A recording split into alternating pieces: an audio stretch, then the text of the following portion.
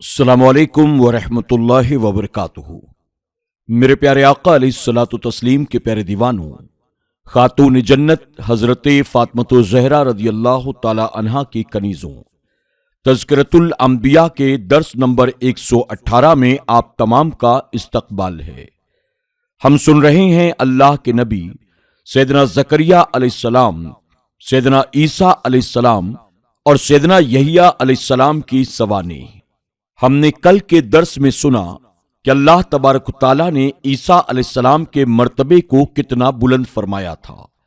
لوگ عیسیٰ علیہ السلام سے آ کر مدد طلب کرتے اور اللہ کے نبی اللہ کی عطا سے مادرزاد اندھے کی آنکھ کو اچھا کر دیتے، کوڑ کی بیماری والے کو اچھا کر دیتے اور ساتھ ہی مردوں کو زندہ فرماتے تھے۔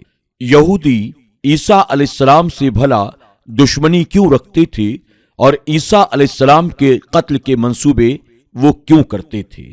انشاءاللہ مزید اس کے آگے کے واقعات ہم آج کے درس میں سماعت کریں گے، لیکن آگے بڑھنے سے پہلے آئیے حصول برکت کے لیے اللہ کے پیارے محبوب صلی اللہ علیہ وسلم کی بارگاہ میں درود و سلام کا نذرانہ پیش کر لیتے ہیں۔ الصلاۃ والسلام علیک یا رسول اللہ، الصلاۃ والسلام علیک یا حبیب اللہ، الصلاۃ والسلام علیک یا نبی اللہ، وعلی آلک واصحابک یا نور اللہ صلی اللہ تعالی علیہ وسلم۔ ایمان والوں سے عیسیٰ علیہ السلام کا امداد طلب کرنا۔ پھر جب عیسیٰ علیہ السلام نے ان سے کفر محسوس کیا تو کہا، کون ہوتے ہیں میرے مددگار اللہ تعالیٰ کی طرف؟ حواریوں نے کہا، ہم دین خدا کے مددگار ہیں، ہم اللہ تعالیٰ پر ایمان لائے اور آپ گواہ ہو جائیں کہ ہم مسلمان ہیں۔ اے ہمارے رب، ہم اس پر ایمان لائے جو تو نے اتارا اور رسول کے تابع ہوئے، تو ہمیں حق پر گواہی دینے والوں میں لکھ دے۔ جب عیسیٰ علیہ السلام نے اپنے حکیمانہ کلام اور اپنے معجزات اس قوم کے سامنے پیش کیے تو انہوں نے بجائے اطاعت کے ان کے قتل کرنے کی تدبیر کی، لہذا عیسیٰ علیہ السلام نے ان کے اس ارادے اور پختہ کفر کو علامات سے محسوس فرمایا تو اپنے ماننے والوں سے خطاب کیا کہ فی سبیل اللہ تعالی میرا مددگار کون ہے؟ ان کے خاص دوستوں نے کہا، ہم اللہ تعالی کے دین کے مددگار ہیں۔ اے عیسیٰ علیہ السلام، ہم آپ کی ضرور مدد کریں گے۔ اس مدد پر کوئی دنیاوی اجرت مانگتے ہیں نہ کوئی اور چیز، صرف خواہش یہ ہے کہ آپ قیامت کے دن ہماری اطاعت اور فرمانبرداری اور مسلمان ہونے کی گواہی دیں۔ پھر رب تعالیٰ کی طرف متوجہ ہو کر عرض کرنے لگے، اے مولا، ہم تیری اتاری ہوئی کتابوں اور انبیاء اکرام کو عطا کردہ معجزات پر ایمان لائے اور سچے دل سے ظاہر و باطن میں تیرے اس رسول کے پیروکار بنے۔ عیسیٰ علیہ السلام کے آسمان پر جانے کا واقعہ تفسیر خازن اور روح المعانی میں بیان کیا گیا ہے۔ حضرت عبداللہ بن عباس رضی اللہ تعالی عنہ سے مروی ہے کہ بنی اسرائیل کو جب عیسیٰ علیہ السلام نے تبلیغ فرمائی تو وہ آپ سے مقابلہ تو نہ کر سکے، البتہ آپ کی شان میں گستاخی شروع کر دی اور آپ کی والدہ مکرمہ پر عیب لگانا شروع کر دیا اور آپ کو طرح طرح کی تکالیف دینی شروع کر دی۔ ایک دن آپ شہر میں گشت فرما رہے تھے کہ شہر کے لوگوں نے آپ کو بہت پریشان کیا۔ تب آپ نے اللہ تعالیٰ سے دعا کی، اے مولائے کائنات، میں کہاں تک صبر کروں؟ اب بہتر یہی ہے کہ تو ان کو خنزیر بنا دے۔ آپ کی زبان مبارکہ سے یہ الفاظ نکلے ہی تھے کہ وہ سب خنزیر بن گئے۔ اس واقعے سے لوگوں پر ایک خوف طاری ہو گیا۔ کسی نے اس وقت کے یہودی بادشاہ کو خبر دی کہ عیسیٰ علیہ السلام کی دعا کو اللہ تعالیٰ قبول فرماتا ہے۔ آپ کی دعا سے اتنے لوگ خنزیر بن گئے ہیں، تم بھی ان کے مخالف ہو، اس لیے تم اپنی خیر مناؤ۔ کہیں وہ تمہارے خلاف بھی دعا نہ کر دیں اور تمہارا بھی ایسا حال نہ ہو جائے۔ اس نے کہا، کیا ہو سکتا ہے؟ ایسے مقبولود دعا کے مقابلے میں تو کوئی تدبیر بھی کام نہیں آ سکتی۔ البتہ یہ ہو سکتا ہے کہ انہیں کسی ہیلا سے شہید کر دیا جائے تو ان کی دعا کا خوف ہمیشہ کے لیے ختم ہو جائے گا کہ کہیں وہ مخالف دعا نہ کریں۔ اس نے ایک شخص تطیانوس کو اس کام کے لیے منتخب کر دیا۔ وہ ایک منافق شخص تھا، بظاہر عیسیٰ علیہ السلام سے بھی ملتا تھا، لیکن در پردہ وہ یہود سے بھی ملا ہوا تھا۔ جب یہ واقعہ پیش آنے ہی والا تھا تو حضرت عیسیٰ علیہ السلام نے اپنے حواریوں سے پہلے فرما دیا تھا کہ آج صبح سے پہلے ہی مجھے ایک شخص چند دراہم کے عوض فروخت کر دے گا۔ خیال رہے کہ منافق تقریباً ہر دور میں رہے ہیں، یعنی جہاں مخلصین ہوتے ہیں وہاں منافقین بھی ہوتے ہیں۔ نبی کریم صلی اللہ علیہ وسلم کے زمانے میں بھی منافقین تھے۔ جب تک اللہ تعالیٰ کی طرف سے حکم نہیں آیا تھا اس وقت تک جاننے کے باوجود آپ ان سے چشم پوشی فرماتے رہے۔ جب حکم آ گیا تو ایک ایک کا نام لے کر ان کو مسجد سے باہر نکال دیا گیا۔ عیسیٰ علیہ السلام کو بھی یہ معلوم تھا، لیکن آپ بھی رب تعالیٰ کی مشیت پر شاکر تھے۔ اسے کچھ نہیں کہا اور نہ ہی کسی اور کو کہا کہ اسے قتل کر دیا جائے۔ چنانچہ تطیانوس کو اس یہودی بادشاہ نے، جس کا نام بھی یہودا تھا، 30 درہم دینے کا وعدہ کیا کہ یہ عیسیٰ علیہ السلام کو خود شہید کر دے یا کسی سے کرا دے۔ 30 درہم کی لالچ میں آ کر تطیانوس نے یہود کے چند آدمیوں کو ساتھ لیا اور آپ کی قیام گاہ پر آ گیا۔ ان لوگوں کو باہر کھڑا کیا، خود اندر گیا۔ اس کے سامنے ہی عیسیٰ علیہ السلام کو کوٹری کے ذریعے آسمانوں پر زندہ اٹھا لیا گیا۔ وہ یہ ماجرا دیکھ کر بہت متعجب ہوا اور کافی دیر تک اس تعجب میں گم سم رہا۔ اس کے ساتھیوں نے سمجھا شاید تطیانوس اور عیسیٰ علیہ السلام کے درمیان لڑائی ہو رہی ہے۔ وہ اندر جانا ہی چاہتے تھے، لیکن ان کا ساتھی باہر آ گیا۔ اللہ تعالیٰ نے اسے عیسیٰ علیہ السلام کا ہم شکل بنا دیا۔ اب اس کے باہر نکلتے ہی اس کے ساتھی یہودیوں نے یہی سمجھا کہ یہ عیسیٰ علیہ السلام ہے، کیونکہ یہ ان کا ہم شکل بھی تھا، اس لیے انہوں نے اسے پکڑ لیا۔ وہ چلا چلا کر انہیں بتا رہا تھا، میں تمہارا ساتھی ہوں، حضرت مسیح کو قتل کرنے گیا تھا، لیکن اس کی بات کو کسی نے بھی نہ سنا، بلکہ وہ کہنے لگے، اے عیسیٰ علیہ السلام، تم نے ہمارے ساتھی کو قتل کر دیا، اب ہمیں دھوکہ دینا چاہتے ہو۔ یہ کہہ کر اسے سولی پر چڑھا دیا۔ خیال رہے کہ عیسائی بھی آج تک اسی وہم میں مبتلا ہیں کہ عیسیٰ علیہ السلام کو سولی پر چڑھا دیا گیا تھا، البتہ پھر زندہ کر کے انہیں آسمانوں پر اٹھایا گیا ہے۔ اسی وجہ سے سارے عیسائی صلیب کو پوجتے ہیں اور اس سولی کو اپنے گناہوں کا کفارہ سمجھتے ہیں، مگر حقیقت یہ ہے کہ تطیانوس کو قتل کیا گیا، نہ کہ عیسیٰ علیہ السلام کو۔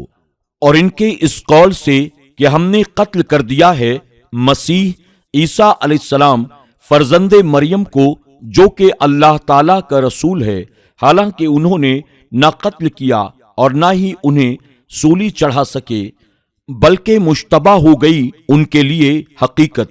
اور یقیناً جنہوں نے اختلاف کیا ان کے بارے میں، وہ بھی شک و شبہ میں ہیں، ان کے متعلق نہیں۔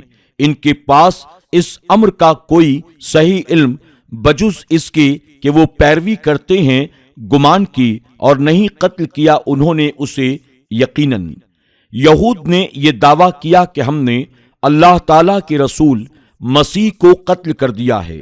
مفسرین اکرام نے لکھا ہے کہ جب وہ آپ کو رسول مانتے تھے تو پھر قتل کا منصوبہ کیوں تیار کیا؟ اس کے دو جواب دیے ہیں۔ نمبر 1، یہ الفاظ انہوں نے بطور تمسخر بڑھائے تھے، وہ آپ کو رسول مانتے ہی نہیں تھے۔ نمبر 2، یہ الفاظ یہود نے نہیں بڑھائے تھے، بلکہ اللہ تعالیٰ نے حضرت عیسیٰ علیہ السلام کی شان میں بیان کرنے کے لیے بڑھائے ہیں۔ اگر یہود کی گزشتہ تاریخ کو دیکھا جائے تو یہ کچھ بعید معلوم نہیں ہوتا کہ آپ کو رسول اللہ مانتے ہوئے آپ کو انہوں نے قتل کرنے کی ٹھانی ہو۔ حضرت زکریہ علیہ السلام اور حضرت یحییٰ علیہ السلام کو وہ نبی مانتے تھے، لیکن جب ان بزرگواروں نے انہیں ان کی بد اخلاقیوں پر ٹوکا تو انہیں اپنے ہاتھوں سے شہید کر دیا۔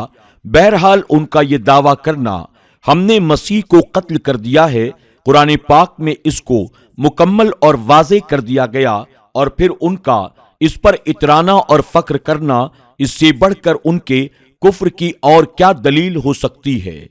عجیب بات یہ ہے کہ حضرت مسیح علیہ السلام کے دشمن یہود بھی دعویٰ کرتے ہیں کہ ہم نے ان کو قتل کر دیا اور سولی دے دیا، اور ان کے اپنے ماننے والے بھی یہی یقین رکھتے ہیں کہ یہود نے حضرت مسیح کو سولی دے دی، گویا بیٹا سولی پر لٹکتے ہوئے ایلی ایلی تم نے مجھے کیوں چھوڑ دیا فریاد کرتا رہا، اور باپ نے اس کی کچھ مدد نہ کی۔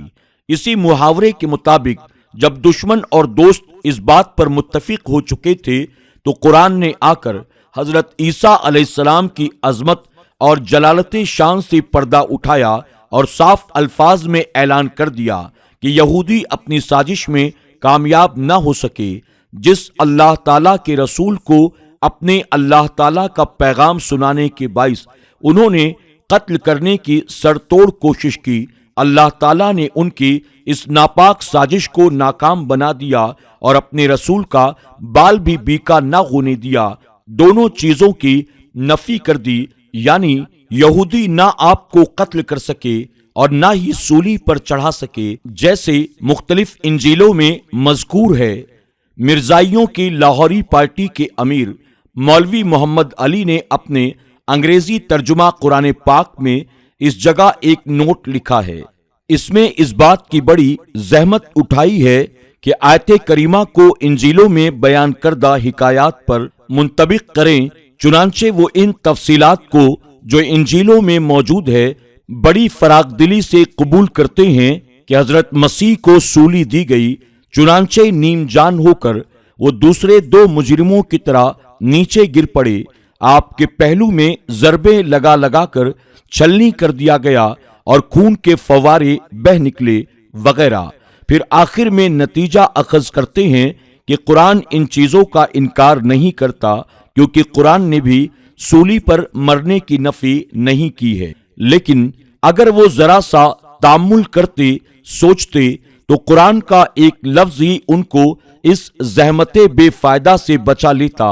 وہاں دونوں چیزوں کی نفی ہے، مرنے کی بھی اور سولی پر چڑھائے جانے کی بھی، کیونکہ صلب کا معنی ہے کسی انسان کو لٹکا دینا کہ وہ مر جائے۔ مر جانا صلب کے معنی موضوع میں داخل نہیں، بلکہ اس فعل کا مقصد ہے، اور مقصد وہ غائط مفہوم کو مستلزم ہو تو ہو، لیکن معنی میں داخل نہیں ہوا کرتا۔ اگر یہ تسلیم کر لیا جائے تو پھر یہ بھی ماننا پڑے گا کہ یہود اپنے مقصد میں بظاہر کامیاب ہو گئے، انہوں نے اپنے ہی ساتھی تتیانوس کو مسیح سمجھ کر پکڑا بھی اور اس کے منہ پر تھوکا بھی اور اسے کانٹوں کا تاج پہنایا اور پھر سولی پر چڑھایا، گویا اپنی طرف سے انہوں نے اس منحوس منصوبہ کو عملی جامہ پہنا دیا۔ اب یہ اور بات ہے کہ مسیح بچ گئے، ان کو رب تعالیٰ نے آسمانوں پر اٹھا لیا۔ یہود بظاہر اپنے مقصد میں کامیاب ہو گئے، وہ اپنے ہی ساتھی کو مسیح سمجھ کر تذلیل و تحقیر بھی کرتے رہے، اذیت رسانی کے سارے ارمان پورے کرتے رہے، لیکن یہ ساری ذلت ان کے اپنے ہی ساتھی کو حاصل ہوئی۔ اور ایمان ہے کہ اللہ تعالیٰ نے یہود کی ناپاک سازش کو ناکام کر دیا اور اپنے برگزیدہ بندے اور جلیل القدر رسول کی توہین کرنے کا انہیں موقع قطعاً نہیں دیا، اور یہی قرآن کا واضح اعلان ہے۔ یہود و نصارہ کو عیسیٰ علیہ السلام کے قتل کرنے اور سولی چڑھانے میں شک ہی رہا، وہ فقط اپنے ظن ہی کی پیروی کرتے رہے۔ یہود کہتے ہیں کہ اگر عیسیٰ علیہ السلام قتل ہوئے ہیں تو ہمارا ساتھی کہاں ہے، اور اگر ہمارا ساتھی قتل ہوا ہے تو عیسیٰ علیہ السلام کہاں ہے؟ اور اس بارے میں نصارہ کے مختلف اقوال کی تو حد ہی نہیں۔ امام ترمذی رحمۃ اللہ تعالی علیہ نے 3 مشہور فرقوں کی رائے نقل کی ہے۔ نمبر 1 نستوریہ، نمبر 2 ملکانیہ، نمبر 3 یعقوبیہ۔ میرے پیارے آقا علیہ الصلوۃ والتسلیم کے پیارے دیوانوں، خاتون جنت حضرت فاطمہ الزہرا رضی اللہ تعالی عنہا کی کنیز ہو، انشاءاللہ عیسائیوں کے یہ 3 فرقے اس بارے میں کیا رائے رکھتے ہیں ہم کل کے درس میں سماعت کریں گے۔ تب تک کے لیے ہمیں اجازت دیں۔ السلام علیکم ورحمۃ اللہ وبرکاتہ۔